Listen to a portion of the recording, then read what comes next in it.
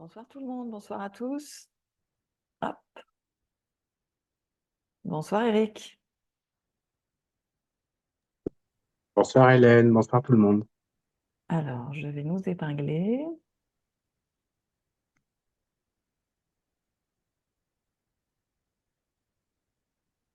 Donc, bonsoir à toutes et à tous et bienvenue dans ce deuxième live de notre événement Le courage de la vérité. Hier soir, on a commencé à évoquer pourquoi la découverte de notre vérité passait forcément par notre ressenti, par l'écoute des messages du corps, qui sont directement les messages de notre âme. Et aussi, on a évoqué la cause, pourquoi c'est si compliqué d'entendre et d'écouter les messages de notre corps. Eric, je te laisse la parole pour commencer. Et dans cette écoute et celle qu'on vous a proposée, plus particulièrement hier soir, il y avait euh, ce voyage vers la compréhension et le ressenti de cet amour conditionné. Et je vais vous proposer, j'ai vu des visages et des noms de personnes que je connais, qui ont déjà fait nos stages, qui eux connaissent déjà l'importance de apprendre à écouter depuis un autre endroit que notre tête. Et pour ça, juste pour cette introduction, et ensuite vous serez libre de faire comme c'est juste pour vous, j'ai envie de vous inviter à fermer les yeux et juste écouter depuis un endroit calme qui respire et qui ressent à l'intérieur la vibration des mots.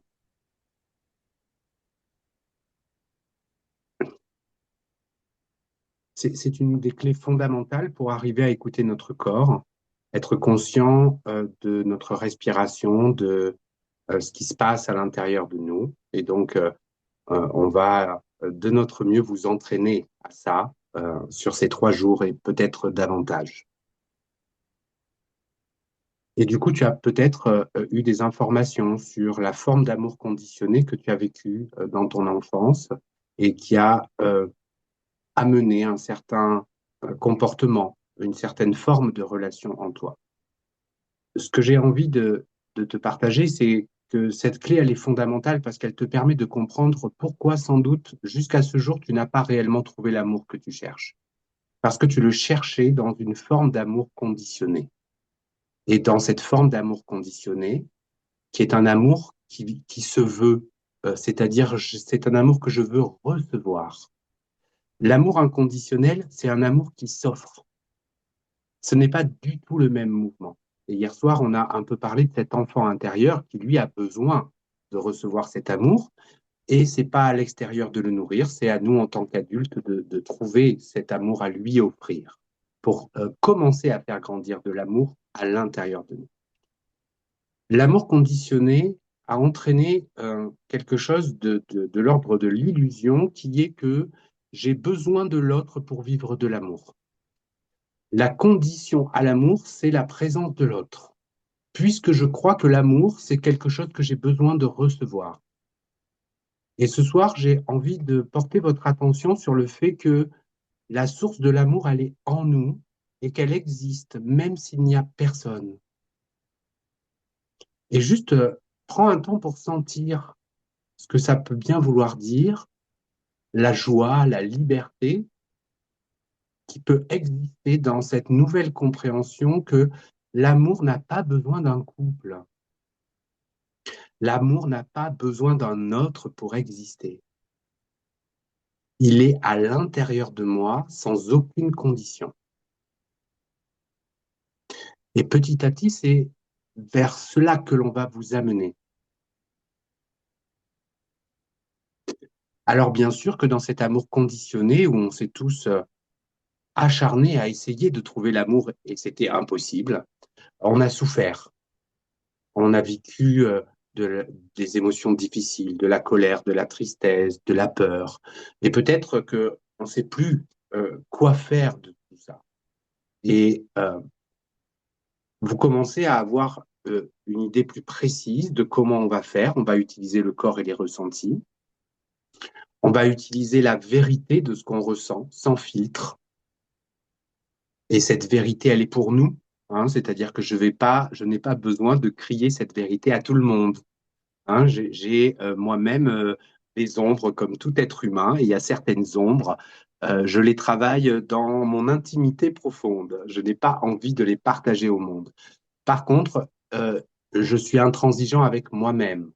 Voilà, c'est-à-dire de moi à moi, je me dis la vérité et j'essaye d'en faire quelque chose. Et pour oser faire ce voyage qu'on va faire aujourd'hui dans cet espace des ombres, j'ai envie de convoquer avec nous une énergie que je trouve extrêmement précieuse et qui s'appelle le Bouddha rieur. Peut-être, je sais que certains d'entre vous le connaissent, peut-être d'autres non. C'est un Bouddha qui est assis avec un joli ventre bien rond, une tête bien ronde et un magnifique sourire. Et ce que ce Bouddha nous enseigne, c'est que euh, cet espace de la vie, c'est un jeu. Voilà. Il y a à un endroit, j'ai besoin de vivre tout ça depuis le jeu et depuis la dérision.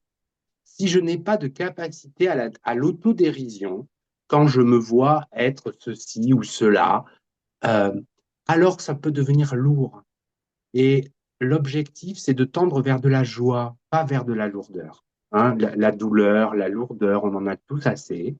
Aujourd'hui, c'est la joie qui nous attire, l'amour, le bien-être, voilà. Et pour tendre vers ça, dans ce chemin d'accueil de la vérité des ombres, euh, avoir de l'autodérision pour soi, être capable de se moquer de soi-même est une très grande vertu.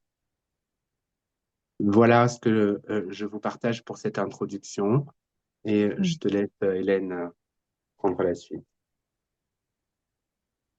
Hier soir, on a parlé d'un point de bascule. C'est le moment où on arrête de faire passer les autres avant soi. C'est le moment où on comprend que ce que l'on ressent est plus important que la validation des autres et où ce que l'on ressent va devenir un élément plus important dans nos choix et dans nos décisions que ce que les autres vont penser de nous, de leur validation. C'est le moment où on commence à se choisir et à devenir un bon parent pour nous et pour notre enfant intérieur. Mais ça ne veut pas dire qu'on est totalement sorti du triangle de Karpman, parce qu'on va être totalement franc avec vous, on y est encore très souvent. On est tous plus ou moins coincés dans ce triangle, euh, car on n'ose pas voir la réalité de ce triangle dans nos vies. Alors oui, quand on fait du développement personnel depuis longtemps, ce triangle, il va devenir plus subtil, moins grossier. Mais sans un ego sain, on ne peut pas en sortir et ouvrir son cœur réellement à l'amour. Qu'est-ce que c'est qu'un ego sain? Un ego sain, c'est m'accepter comme je suis, sans m'imposer aux autres, sans essayer de les contrôler, de les dominer, sans me victimiser, sans vouloir les sauver. Mais c'est aussi profondément oser se regarder avec ses imperfections, avec ses failles, avec ses forces, avec son désir. On pourrait penser que un ego sain, alors d'abord on parle beaucoup de la mort de l'ego, mais l'ego en fait il faut pas le tuer, il faut juste qu'il s'élève, qu'il se transforme, qu'il devienne sain. Mais être sain, et S-A-I-N, pas S-A-I-N-T, c'est justement ne pas forcément être un saint. Accepter qu'on a des imperfections et qu'elles seront toujours là. Juste en être conscient et vivre avec. Et en fait, c'est en étant conscient qu'elles vont se transformer petit à petit et se dissoudre. Donc, un égo sain, c'est ne pas se mentir à soi-même, arrêter de se faire des promesses qu'on ne tient pas, arrêter de se voiler la face sur nos petites imperfections, regarder sa réalité humaine en face et accepter son humanité et ses failles. Et c'est ce qu'on va faire aujourd'hui.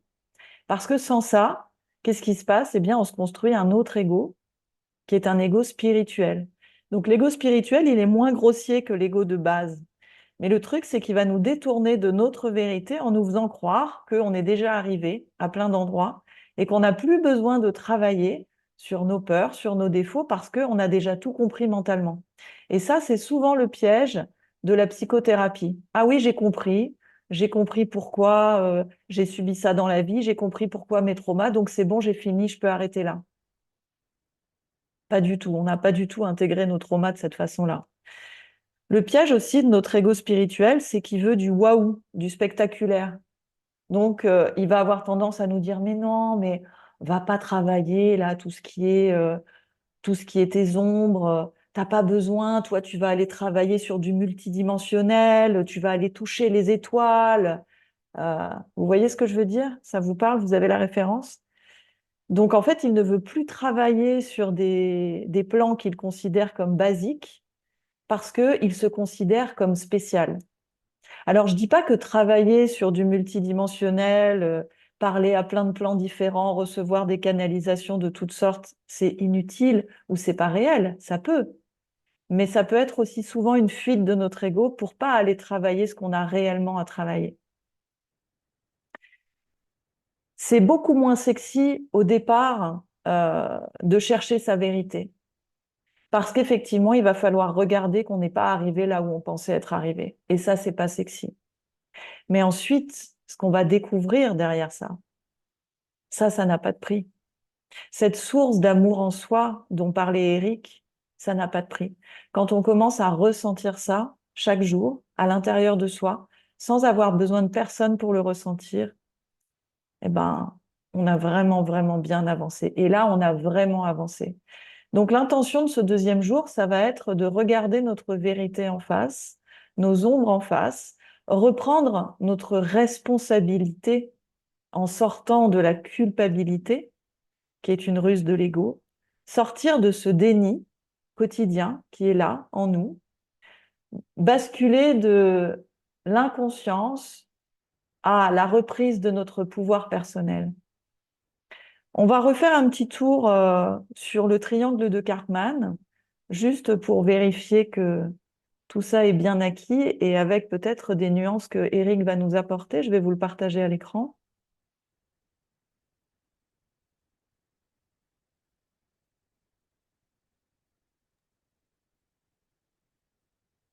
Donc, je pense que voilà, un certain nombre d'entre vous connaissent ce triangle. Et pour ceux qui le découvrent, il est très simple, hein, et on va essayer de le garder simple. Je crois en la simplicité.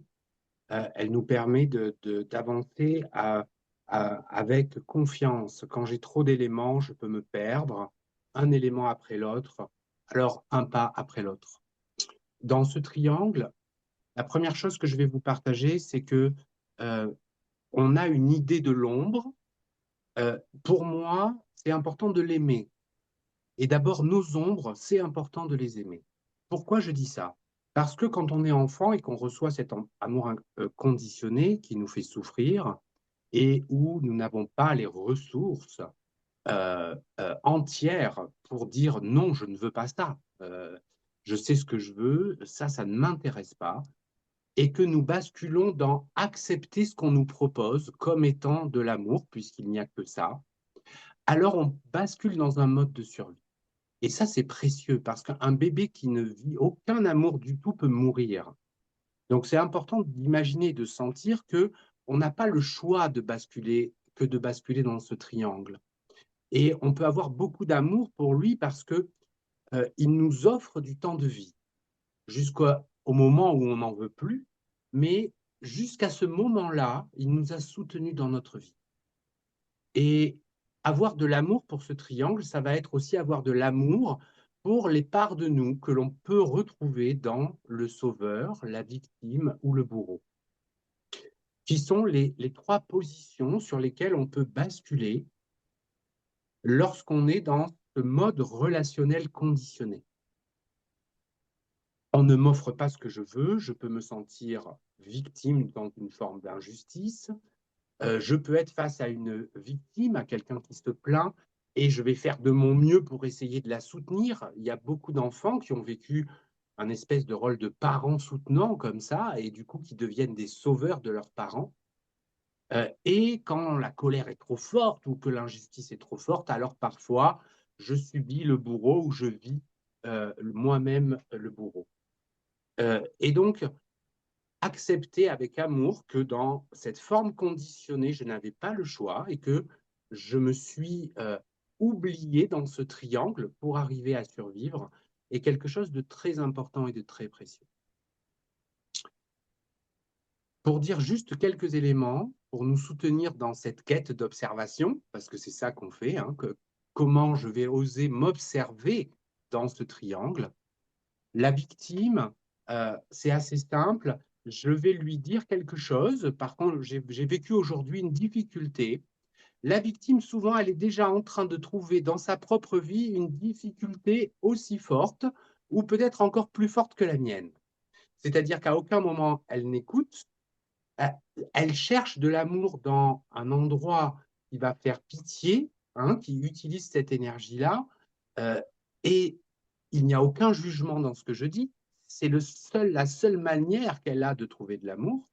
Et du coup, très rapidement, quand quelqu'un lui parle, elle va se connecter ou il va se connecter à quelque chose euh, d'aussi difficile ou qui va avoir le besoin de raconter quelque chose de difficile dans sa propre histoire euh, et peut-être n'a même pas du tout écouté ce que l'autre a dit. Pour le sauveur, je vais lui raconter une de mes difficultés et la personne, elle est déjà en train d'élaborer des réponses. Elle est déjà en train d'essayer de trouver la solution qui va pouvoir m'aider parce que dans cette part-là, l'amour, c'est être reconnu comme quelqu'un qui soutient. Et donc, elle sait plein de choses pour essayer de me soutenir et elle va me le montrer, elle va me le dire euh, et euh, ce schéma se met en mots. Le bourreau, pendant que je lui raconte ma difficulté, euh, va peut-être être en train de trouver des arguments pour démonter ce que je suis en train de dire, pour dire que c'est pas vraiment la vérité ou c'est pas très juste. Peut-être qu'il va avoir envie de me rabaisser parce que il va se sentir important, puissant, aimé si l'autre est un peu plus petit que lui. Voilà. Et donc il sait plein de choses qu'il va pouvoir opposer à ce qui a été dit pour essayer de trouver un espace de reconnaissance dans lequel il peut imaginer sentir de l'amour. Et ça, ce sont des réflexes que je caricature, évidemment, mais euh, vous verrez que on peut beaucoup rire de nous en observant qu'est-ce qui se passe en nous quand on écoute quelqu'un et d'essayer de voir à quel endroit je me trouve. Hmm. Alors, j'ai envie de vous poser une question et je vous laisse me répondre dans le chat. Ça va pas prendre longtemps. À votre avis, dans le triangle, quelle facette, bourreau, victime ou sauveur, vivez-vous le plus dans votre vie? Incarnez-vous le plus dans votre vie? Tic-tac, tic-tac, tic-tac. Et avec beaucoup d'amour, s'il vous plaît, et de sourire. Alors, sauveur, victime, victime, sauveur, sauveur, sauveur, victime, sauveur, victime, sauveur. Ça dépend des moments. Sauveur, sauveur, sauveur, victime, sauveur, sauveur, sauveur, sauveur, victime, victime. Sauveur et de temps en temps bourreau. Sauveur, sauveur, sauveur. J'ai l'impression d'être les trois. Sauveur, bourreau, sauveur, victime, sauveur, sauveur, sauveur, victime, sauveur. Ok. Bon, vous avez remarqué que on n'a pas de bourreau. C'est quand même dingue. C'est incroyable. Donc souvent, les gens pensent d'abord victimes quand ils n'ont pas fait de développement personnel. OK? On est tous des victimes avant d'avoir fait du développement personnel, c'est toujours la faute des autres. Et puis au fur et à mesure, on fait un peu de développement personnel et puis on commence à passer du victime au sauveur. Mais à aucun moment, on ne pense qu'on est bourreau. Pourquoi? Parce que nous penser bourreau engendre chez nous une très grande culpabilité. Parce que nous voulons tous contribuer à améliorer les choses, à aider notre environnement, notre entourage. Nous voulons tous être de bonnes personnes et chaque moment où nous avons l'impression de décevoir l'autre ou de le blesser nous fait nous sentir extrêmement coupables. Mais la culpabilité, c'est une ruse de l'ego. La culpabilité, ça, vous pouvez vraiment le garder, ça n'est jamais bon. Ça ne sert à rien. Quand vous vous sentez coupable, rappelez-vous ça. La culpabilité, c'est une ruse de l'ego et ça ne sert à rien. Ça nous garde enfermés dans le triangle et ça nous empêche de prendre notre responsabilité et d'évoluer. Plus on évolue et plus on va remplacer la culpabilité par la responsabilité. Donc la réalité, c'est qu'on est tous les trois. Il y en a un ou deux qui ont dit les trois. On est tous les trois tout le temps parce qu'on a été aimé conditionnellement et ce conditionnement entraîne ça. Ce passage de l'une à l'autre facette dans le triangle en permanence. Mais peut-être que c'est pas comme ça qu'on voit le bourreau. Peut-être que vous, ce que vous imaginez du bourreau ou de la bourresse, je sais pas comment on dit bourreau au féminin, hein, la bougresse, eh bien, peut-être que ce qu'on imagine du bourreau, c'est le bourreau dominant. Mais on va voir qu'il y a d'autres formes de bourreau. Il n'y a pas que celui qui opprime clairement, frontalement.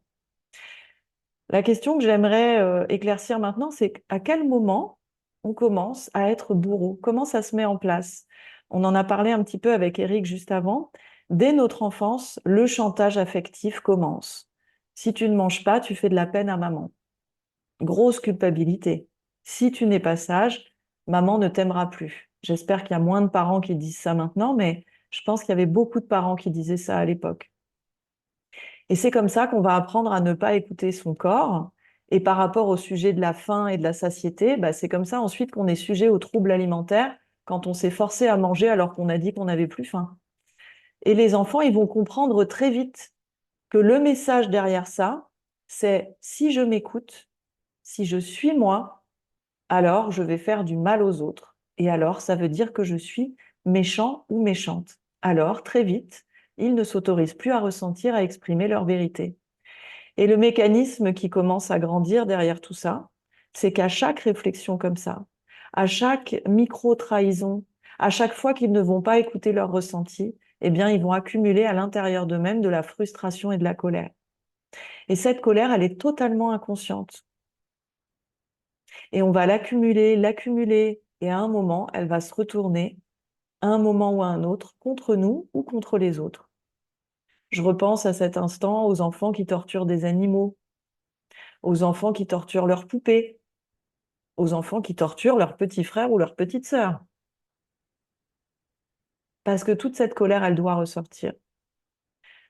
Je repense aussi aux enfants qui, à 5 ans peut-être, disent à leurs proches, leur maman, leur papa, je t'aime pas, t'es méchante. Parce qu'ils ont très bien compris que ça va blesser leur père et leur mère. Et c'est juste une façon plus frontale de dire, je ne t'aime pas si tu ne manges pas ton assiette. C'est la même chose exactement. Donc, deux victimes, ils ont appris à devenir bourreaux. À 5 ans, c'est déjà super bien rodé. Alors, c'est parfois vraiment une question de survie. C'est réagir avant de se faire bouffer par les autres ou se détruire soi, notamment en cas de parents violents, par exemple. Alors, est-ce qu'on va plutôt le retourner vers soi ou le retourner vers les autres, toute cette colère? Ça va dépendre de son profil de personnalité. Si vous me connaissez, vous connaissez les deux grands profils de personnalité blessure, qui sont abandon, humiliation, ça va souvent ensemble, et trahison, injustice. C'est les deux duos. Donc, les gens qui ont plutôt un profil abandon, humiliation, ils vont être plutôt dans la victime et le sauveur. Donc, ils vont passer de victime à sauveur, et typiquement, c'est la mère et la femme sacrificielle, et c'est un profil assez féminin, même si bien sûr, il y a des hommes qui sont dans ce cas-là. Et le profil trahison-injustice, en proportion, il est plutôt masculin, mais évidemment, il y a des femmes qui sont comme ça, mais c'est un profil plutôt yang. Donc là, la victime va devenir plutôt bourreau, homme dominant, contrôlant. Personnellement, moi, j'ai le profil trahison-injustice, donc un peu plus rare chez les femmes. Et donc, le côté bourreau, moi, j'ai pas pu passer à côté de mon propre côté bourreau, quoi. Parce qu'il est beaucoup plus difficile à dissimuler quand on est trahison-injustice que quand on est abandon-humiliation, où il se cache beaucoup plus subrepticement. C'est d'ailleurs pour ça, sûrement que vous l'avez pas vu et pas identifié et pas noté dans le chat tout à l'heure.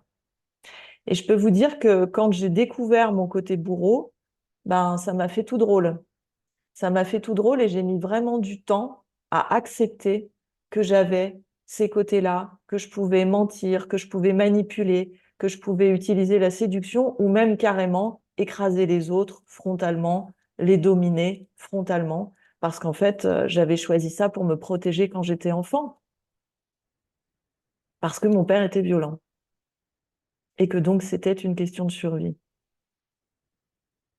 Et le jour où j'ai accueilli ça avec compassion et que j'ai arrêté de juger ça, bah, ça a été une énorme libération et ça a pu commencer à se dissoudre et à se transformer tout doucement. Mais même les profils abandon-humiliation sont bourreaux de façon moins frontale. Alors, ils utilisent quoi? La victimisation, la plainte, le reproche, la culpabilisation, la manipulation, les petits coups en douce par derrière, la bouderie, la mise à distance, le silence qui punit. Vous le voyez, le silence qui punit? Si j'aime pas ce que tu as fait, je vais rien dire. Mais je vais plus te parler par contre.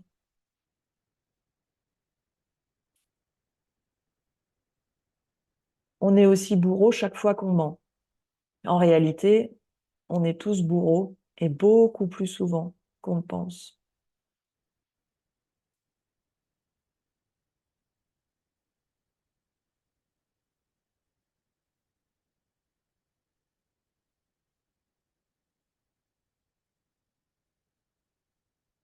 Je laisse la parole, Eric. Ah, j'avais laissé le partage d'écran, je l'enlève.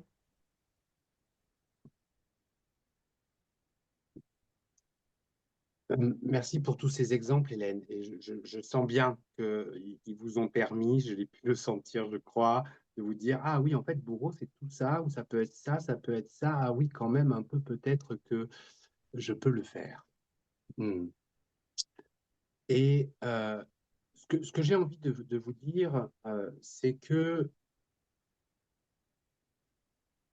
on ne va pas trouver d'issue dans ce triangle. J'ai envie que profondément vous entendiez ça. C'est-à-dire que nous n'avons aucune raison de nous prendre la tête avec ce triangle.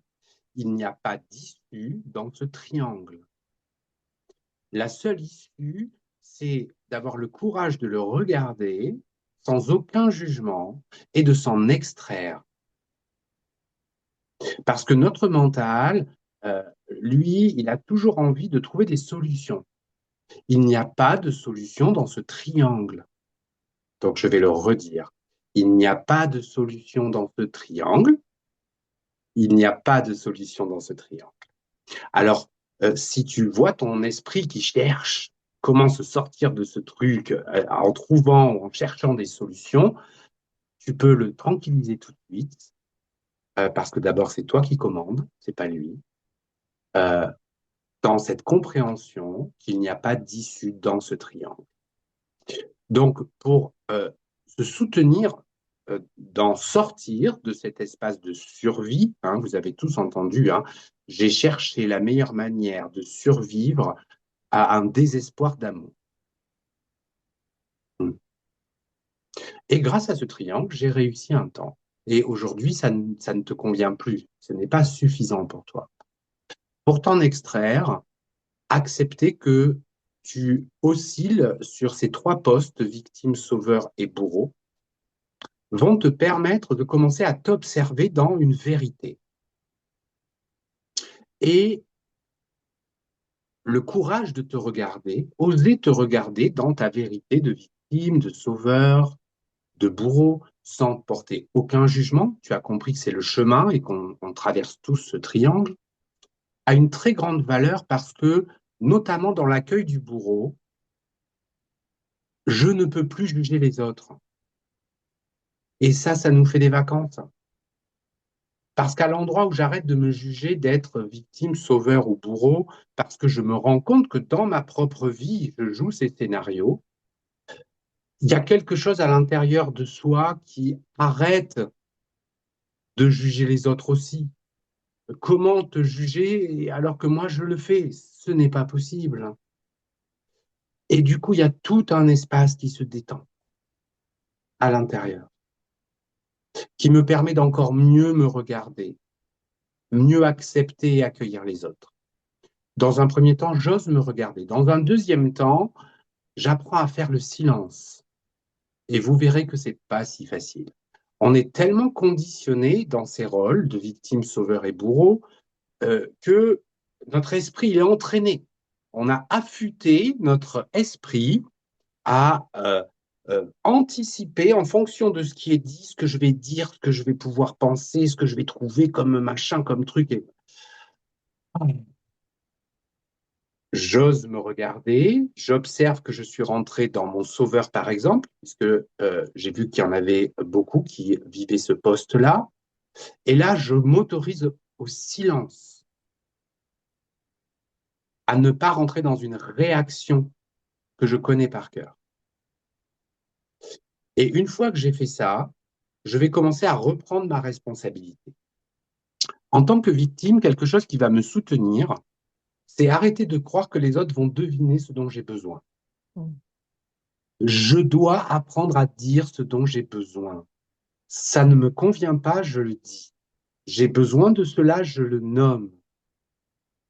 L'autre ne va pas forcément répondre, mais je ne vais pas me sentir victime du fait de ne pas avoir été considéré.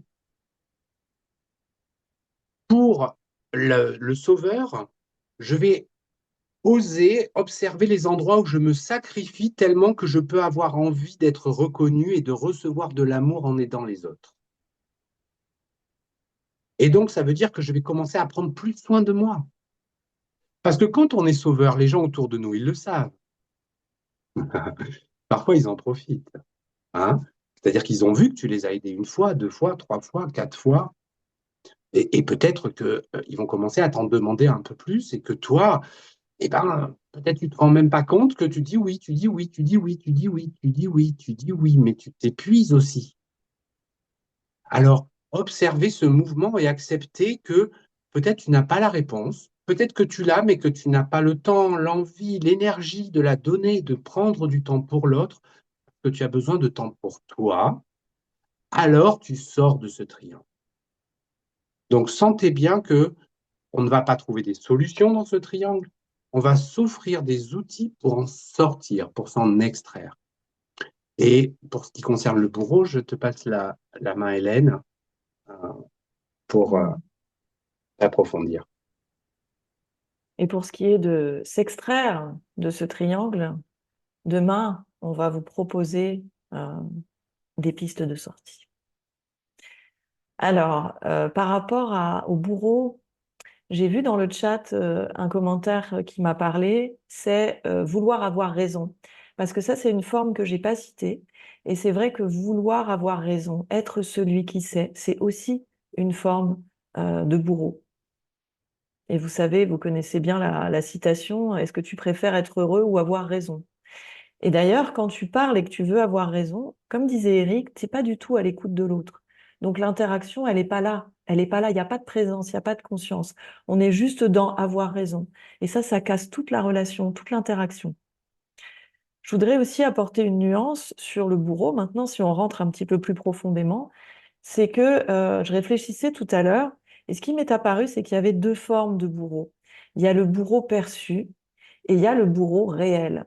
Le bourreau réel, c'est celui dont on parle depuis tout à l'heure. C'est-à-dire que quand je ne m'autorise pas à m'écouter et à être qui je suis par culpabilité et par peur de ne plus être aimé, ma culpabilité va se transformer tôt ou tard en colère que je vais imposer à l'autre sous une forme ou sous une autre. Accusation, reproche, contrôle, etc.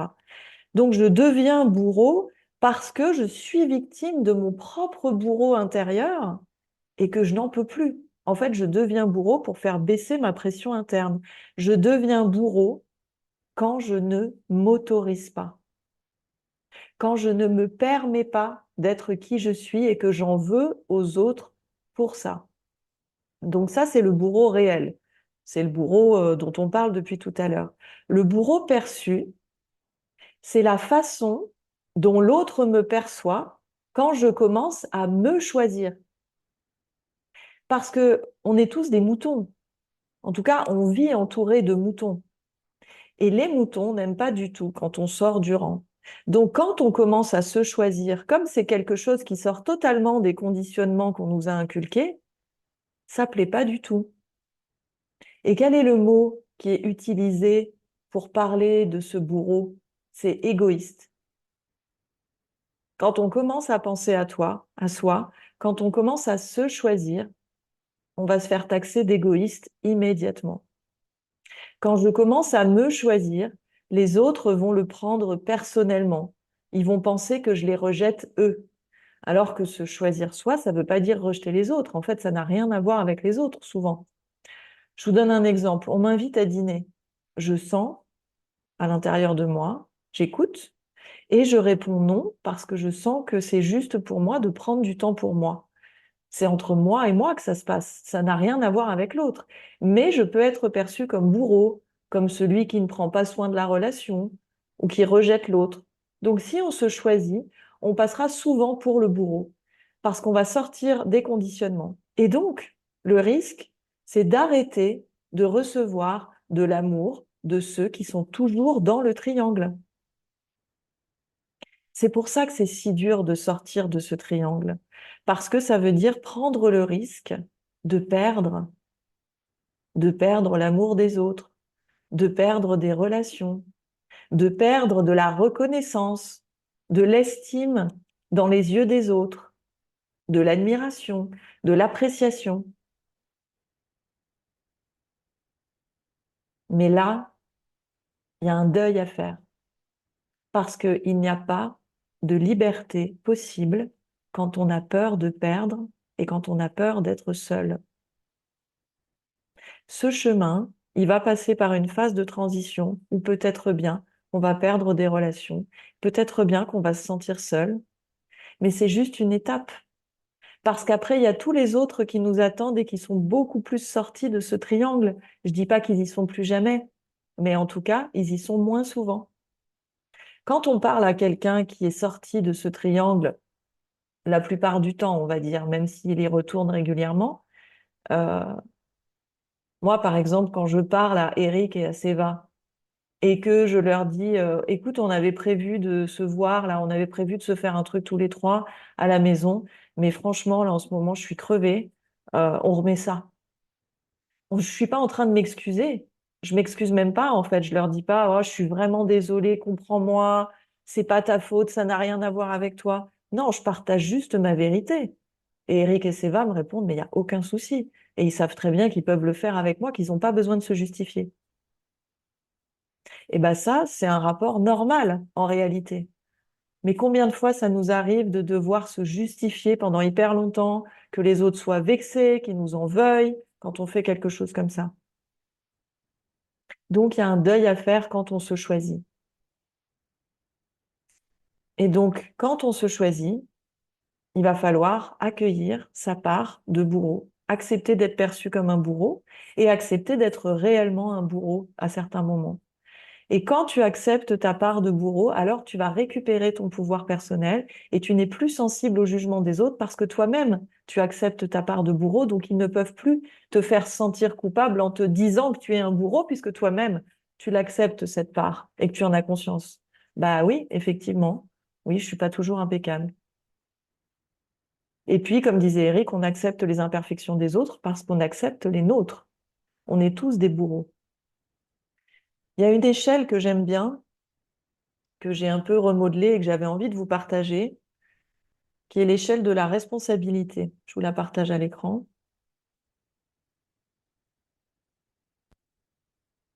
Et pour savoir où on en est dans le triangle de Karpman, il suffit d'observer cette échelle. Comment réagissez-vous quand quelqu'un vient vous voir pour vous dire que vous avez commis une erreur qui a engendré un problème? Comment est-ce que vous accueillez les critiques?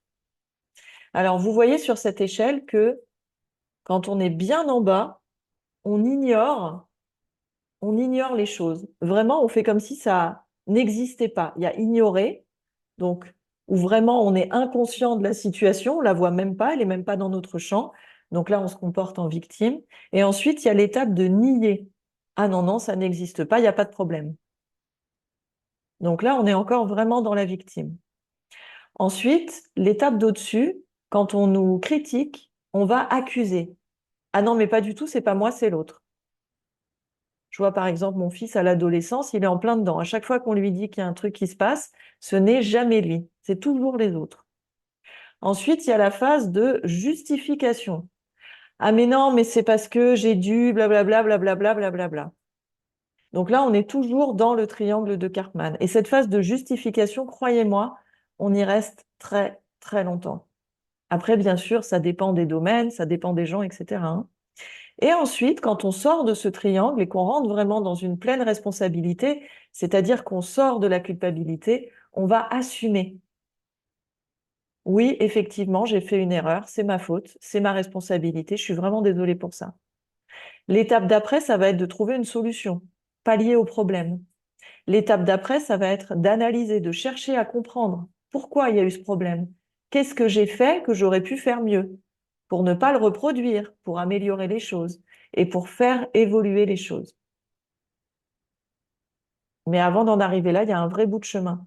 Donc je trouve que cette échelle, elle est vraiment parlante et peut-être que vous pourrez, si vous regardez le replay à nouveau, essayer de faire émerger des situations de votre vie où on vous a fait une critique pour voir comment vous avez réagi, de prendre plusieurs situations pour être vraiment honnête avec vous-même. Parce que on peut avoir, notre ego spirituel peut avoir tendance à dire, ah non, non, mais moi j'assume hein, quand on me critique. Mais si vous allez regarder sur des situations concrètes, vous verrez que c'est pas toujours si évident. C'est pas moi qui ai créé cette échelle, on me l'a transmise, mais j'ai changé les termes, voilà. Mais en gros, c'est pas moi qui ai inventé le concept de cette échelle. Eric, tu voulais rajouter quelque chose rapidement avant qu'on passe à la pratique parce qu'on est légèrement en retard. Alors, je vais juste, pas grand-chose, je vais juste dire que dans assumer, évidemment qu'il y a assumer quand je prends conscience que j'ai agi sur un de ces trois postes du triangle de Karpman et que bah, j'ai pas su faire mieux, voilà, et j'assume. Et il y a aussi assumer le fait de ne pas avoir envie d'aller dîner quelque part et d'assumer de le dire sans se justifier simplement parce qu'on sait que là, on est en train de se respecter. Voilà, c'est juste ce que je voulais rajouter. Absolument. Ça marche pour toutes les situations et pas seulement pour les critiques. Donc, merci pour ce rajout très utile. Alors, le temps passe et donc on va passer directement à la pratique du soir que je vais guider. Et donc, cette pratique, elle va nous permettre peut-être de laisser émerger quelque part de nos bourreaux pour mieux pouvoir les accueillir ensuite. Vous êtes prêts, prêtes? Alors, je vous invite à poser vos stylos, à fermer les yeux,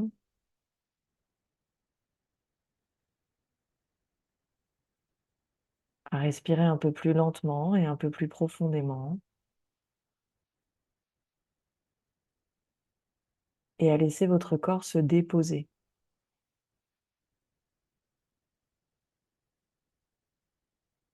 Relâchez votre visage, votre mâchoire, vos épaules.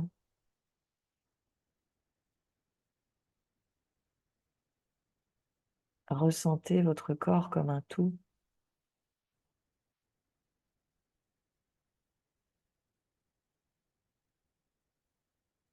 Et puis vous allez laisser émerger un souvenir de votre enfance où vous ne vous êtes pas senti aimé comme vous étiez. Peut-être un moment où vous vous êtes senti rejeté, abandonné, pas entendu, pas écouté, incompris. Laissez une scène apparaître sans forcer.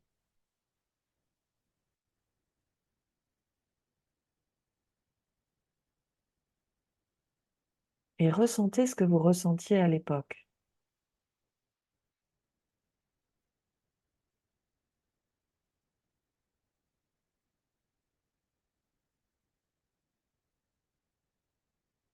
Dans votre corps, peut-être de la tristesse, de la solitude, de l'injustice.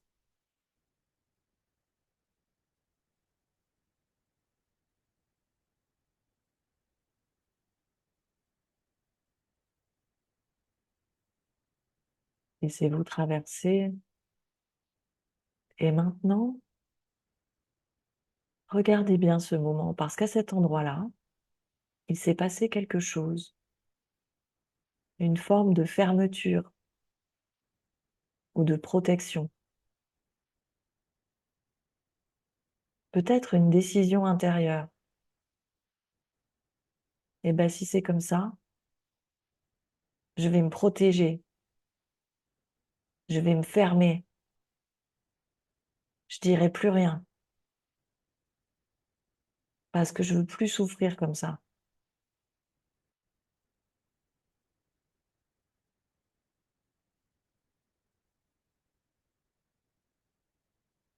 Et à ce moment-là,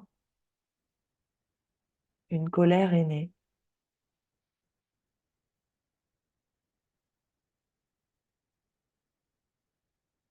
Une colère de ne pas pouvoir être pleinement vous.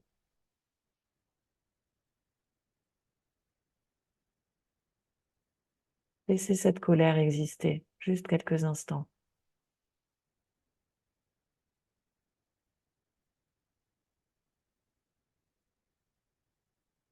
Et maintenant, regardez comment cette énergie a évolué dans votre vie, parce que cette colère, elle ne disparaît pas. Elle s'est transformée un peu, elle a pris la forme de reproches, contrôle, distance, fermeture, bouderie ou silence,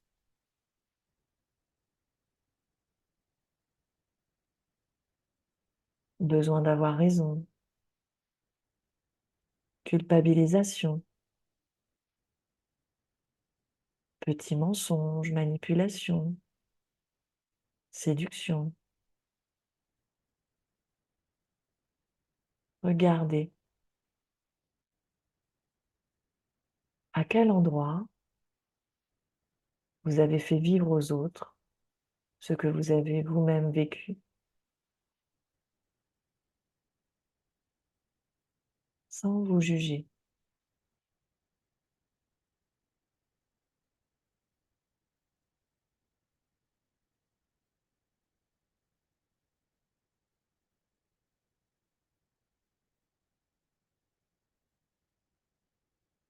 Quel mécanisme vous est le plus familier?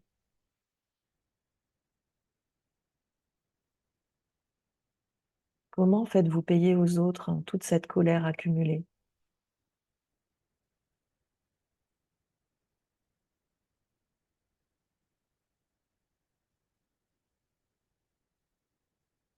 Juste voir, accueillir sans juger, c'est important parce que vous avez fait comme vous avez pu, dans un monde où vous ne pouviez pas être pleinement vous-même,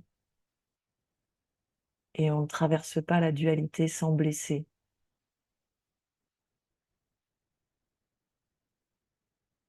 Être fidèle à soi, ça va parfois déranger les autres. Vous ne pourrez pas être vous-même sans impacter personne.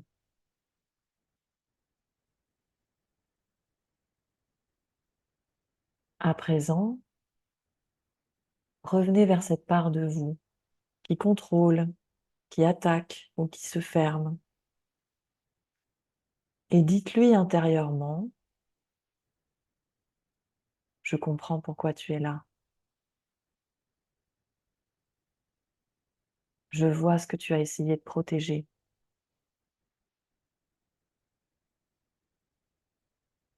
Et sentez comment ça se détend peut-être à l'intérieur.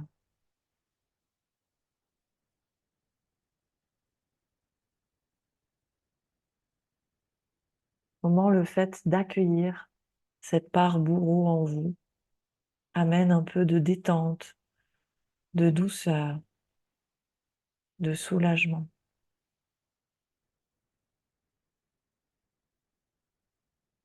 J'ai le droit de ne pas être parfait, parfaite. Je fais de mon mieux et c'est bien suffisant.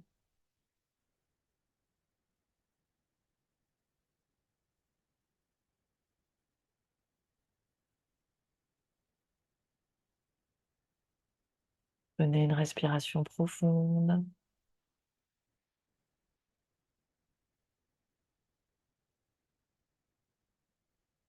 Et vous pouvez sentir cette part de bourreau entre vos deux mains, comme une balle peut-être, comme une sphère.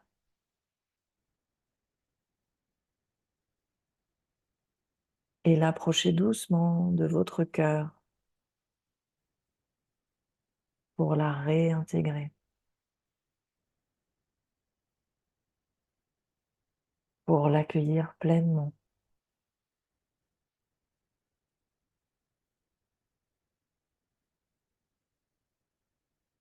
C'est OK d'être imparfait, imparfaite. J'accueille toutes mes parts.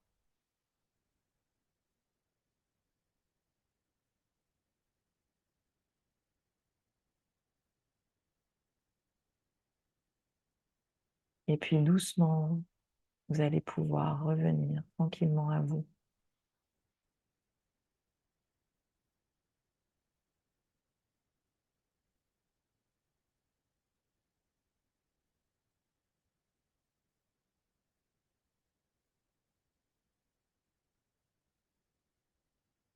Et je vais passer la parole à Eric.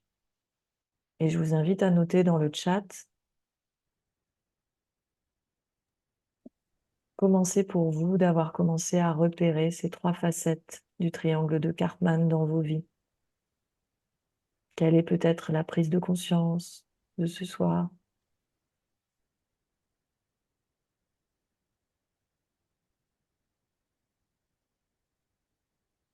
On ne peut pas sortir d'un piège qu'on ne voit pas, et c'est pas parce qu'on le voit que c'est directement agréable, puisque c'est un piège, une illusion. Et en même temps, sans ce départ de la capacité à l'observer, le courage à observer cette vérité, je ne peux pas m'en extraire. Dans cette journée, de façon assez simple, dans cette soirée, vous avez, je l'espère, des éléments plus simples, plus clairs, plus évidents dans les raisons qui ont fait que dans toute cette première partie de vie, c'était pas si facile dans toutes ces conditions de se sentir vivre pleinement, de se sentir heureux, exister, amoureux de la vie. Et ce que j'ai envie de vous partager avant que demain nous allions vers des éléments concrets de vers quoi on va et comment on y va,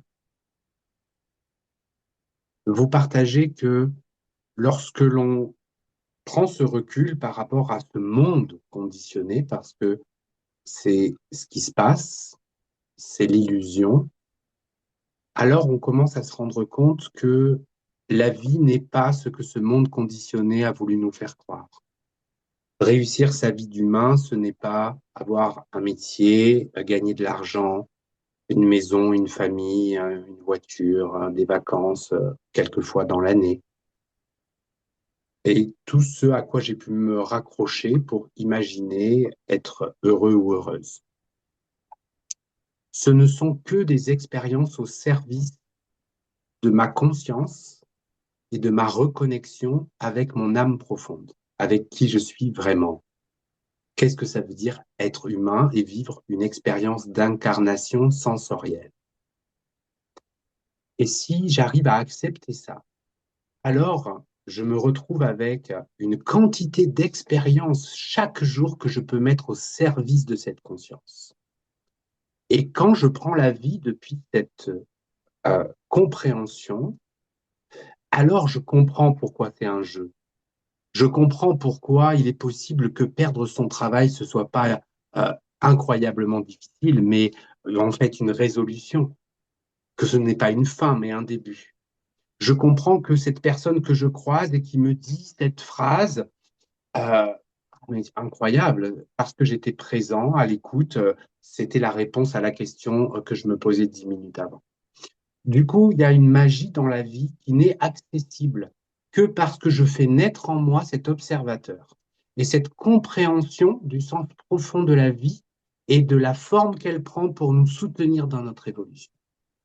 Donc, depuis cet espace, euh, utiliser ces informations de victimes, sauveurs, bourreaux depuis cet endroit du jeu est extrêmement soutenant pour votre évolution et nous permet d'avancer beaucoup plus vite.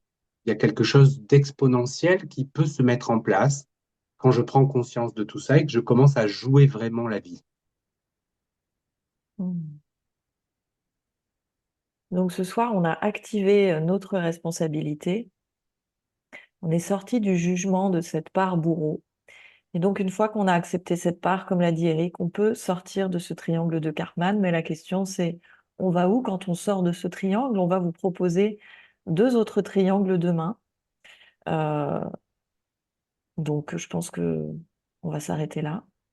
Demain, on vous partagera le triangle de l'ego aligné et le triangle de l'ego transcendé. Merci beaucoup pour tous vos commentaires dans le chat que j'ai lus avec attention. Et c'est toujours très précieux d'avoir vos retours après les concentrations. Je vous souhaite une très bonne nuit. On se dit demain à 20h30 pour le troisième jour. Merci beaucoup, Belle Eric. soirée, au revoir tout le monde. Merci Hélène. Merci à vous toutes et tous pour votre présence. À demain. Au revoir. Au revoir.